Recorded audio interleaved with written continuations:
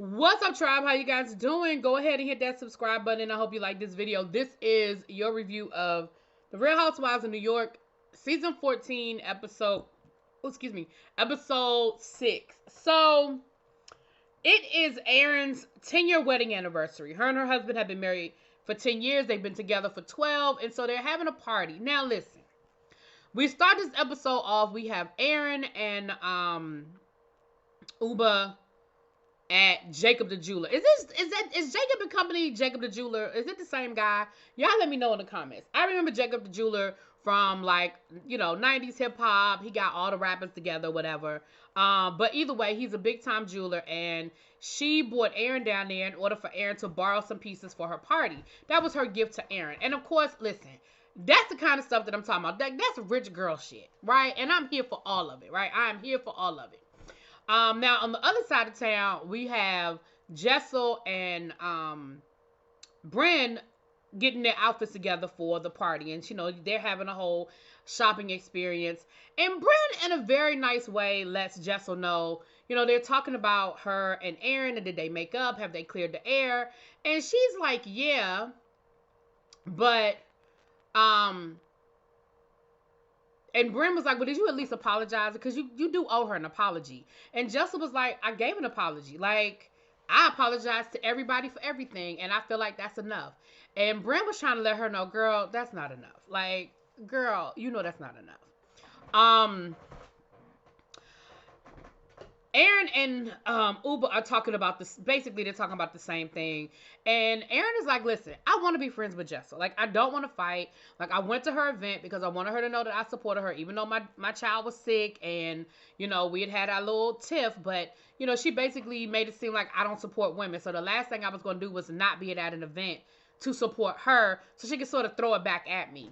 But she said, ultimately, I want to support women. Like, I don't have this issue. I don't want to not be there for women. So then we see Erin and her husband going out to dinner. And this was cute but awkward. Because you could tell the whole time that he was just kind of probably awkward because the cameras were there. But they were talking about their first date. And, them getting to know each other. And them, they dated.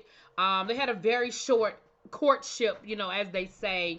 And they got married young. I think Erin said she was like 24. So she said, but hey, like, I knew you were my guy, and so he ends up giving her a new ring, and it is gorgeous, and it is expensive, but it is beautiful, and it was a beautiful gesture, for their 10-year anniversary. He upgraded her, right? And I'm here for it. Like, listen, it was cute. Now, the other thing that Bryn and Jessel are kind of clowning about is the fact that Erin's party has sponsors, right? She said it looked like a Coachella ad, right?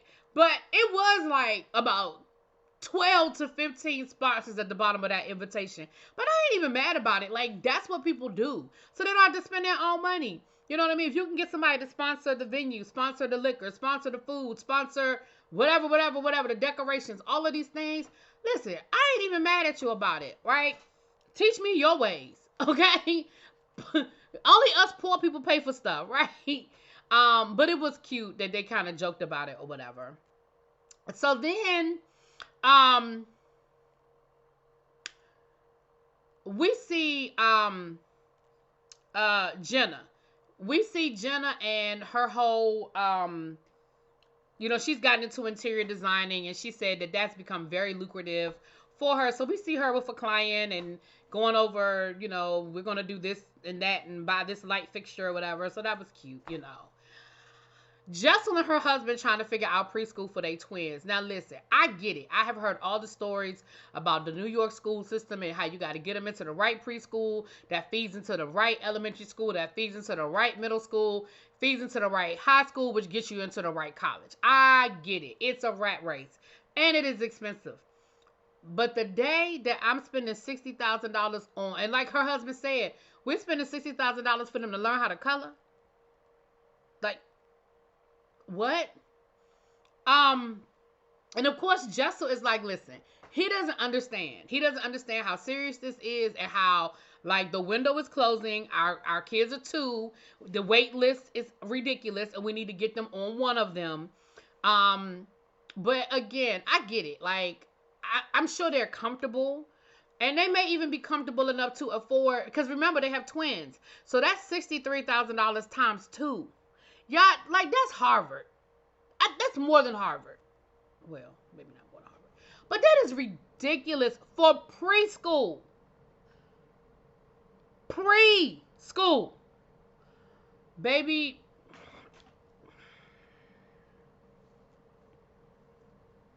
try they got y'all in the chokehold down to the New York. Whew, baby. Okay. Um, we see Sai with her son and her husband. Of course, she's telling him about the party and bringing him up to date on all the things that are going on with the ladies. And you know, her husband is she said that he grounds her and he always helps her see things from another point of view. When she sort of has an opinion about something, he sort of kind of is like, well, did you ever think of it from this point of view? And so he sort of kind of took up for Jessel a little bit. He said, she's, raising twins and she's back at work. And, he was like, I can understand her being offended by being called a pampered princess. Like, I could understand her not taking it as a compliment. And so, Sai was like, okay, fine. He gave me a different perspective because she was like, listen, I wish somebody would call me pampered. Like, I don't see what the problem is. But I definitely understand. I didn't see his point of view, to be perfectly honest with you, but I can appreciate that he gave a different perspective. Now, I still don't agree with it. I still feel like it is what it is. But I could definitely, again, I can respect the fact that he gave a different perspective. So we see everybody getting ready for the party, right? We see everybody getting ready for the party, getting dressed and talking about the party and what's going to happen and all these different things. Jessel lets us know that her husband can't dress until he met her. He couldn't dress. He didn't care about clothes and all of that. Unfortunately, Uba can't come, child, because she done caught the Roni Rome. So she can't come to the party. So we get to the party, and it is a beautiful event. Like, the party takes place at an old bank that's been renovated into, an event space. It is absolutely gorgeous. It's decorated nicely. Everybody is there. The security guard shows up with the jewels for Aaron, and that's hilarious. I love it. Now, listen, I have a couple of things that went down at this party. The first thing was the program was too damn long. Listen, I understand that y'all are there to celebrate love, and I'm all for love, and I'm all for the celebration of love. I get it, but you can't have more people on your program than your original wedding. Like, you just can't do that. And her husband told her that she needed to tell everybody on the program that they need to limit their comments to, how they do at funerals. They say you got 3 minutes. When they open up the floor to the funeral, and you want to come up and you want to speak on this person, they limit you to like 3 minutes because they know that people tend to, get a little wordy. Y'all, people was getting up there with 3 or 4 pages to read. I really don't care how long you've known Aaron. I don't care how much you love Aaron. I don't care how cute Aaron and her husband are. I don't care if they set you up with your wife or husband. You don't have 3 pages worth of things to say ever. We meet Aaron's dad, who's there with his girlfriend. Now, Bryn, let me say something, because it looks like in the previews for next week you get offended because people said something about what your behavior at this party. So first of all, is the fur, is that Bryn's thing? Is that like her her shtick, her calling card, her, is that her thing? Because we see her with these different colored furs, and I'm sure they're real, because, Bryn seems like they're real furs. So is that like her thing? She just shows up everywhere with furs on. But Bryn, you were absolutely flirting with that woman's husband. You were absolutely flirting with that woman's husband. You talk about when you're ready to divorce her, you can call me and blah, blah, blah. Like, that's just not appropriate to say to somebody at their anniversary party. And it seems like next week you're going to get offended because people made a comment about not appreciating the fact that you said it. Now, y'all know how clips are. It might be taken out of context, so I'll reserve my comments for next week. But Bryn, girl, you were inappropriate. Because if you had said that to my husband at our anniversary party, I might have laughed the first time, but you kind of kept going. You kind of kept making jokes. You even made jokes about hitting on Aaron's dad. Like, you kind of did. Okay. Now, it was one part that was hilarious where Jenna was squeezing Aaron's butt. Aaron, did you have on a butt pad or something? How did you not feel that woman squeezing your ass? Because it looked like you didn't even have on no drawers. So, how did you not feel it? Girl, you not that thick. You not that big. It ain't that wide that you couldn't feel her grabbing your cheeks. Now, maybe you just assumed it was your husband and you just didn't look around. I don't know, girl. But anyway. So, Jenna was there. Sai had to show up alone. She said that their babysitter got sick, so the babysitter couldn't come. But she said my husband was over it because, you know, this ain't really his thing anyway. Like, he was fine staying at home with the kids. Now, the other thing was, Aaron, I'm only going to go by what the lady said and what editing showed us. You ain't feeding people no food.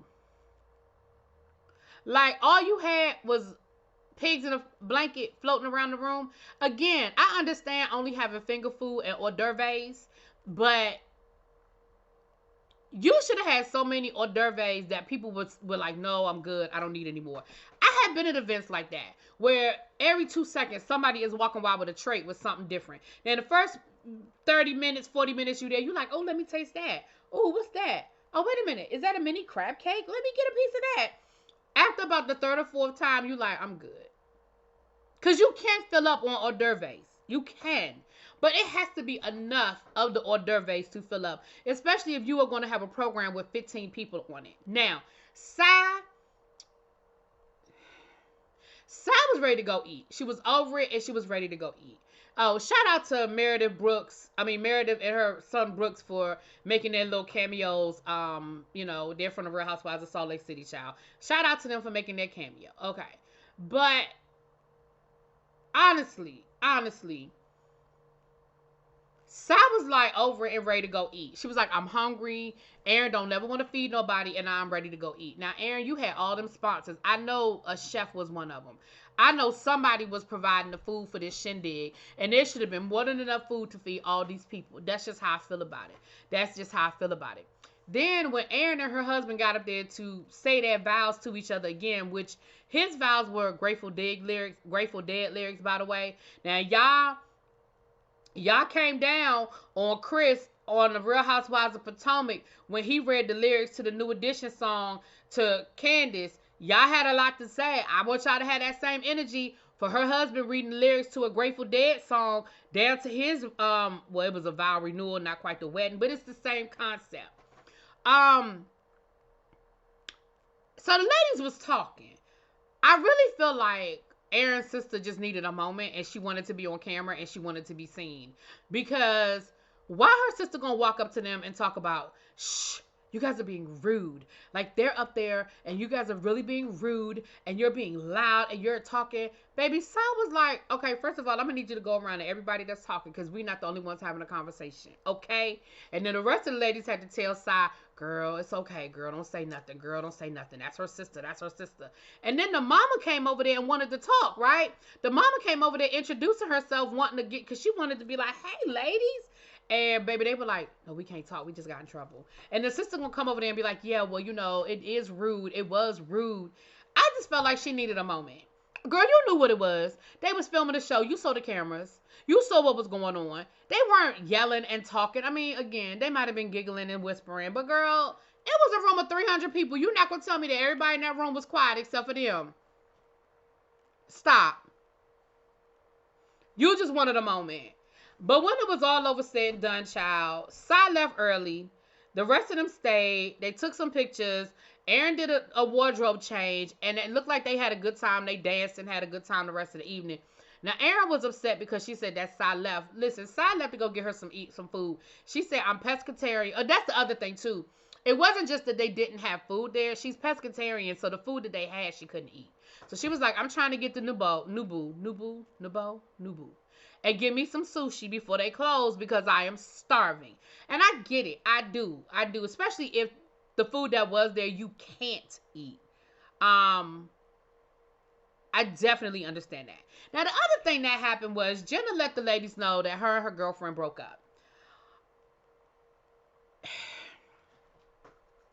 Now, Sai said that she's glad that Jenna opened up, and she feels like, Jenna's so private that she's finally opening up to them, and she actually feels like maybe they are building a friendship. I don't measure my friendships in how many secrets I hold, right? Some people are just private people.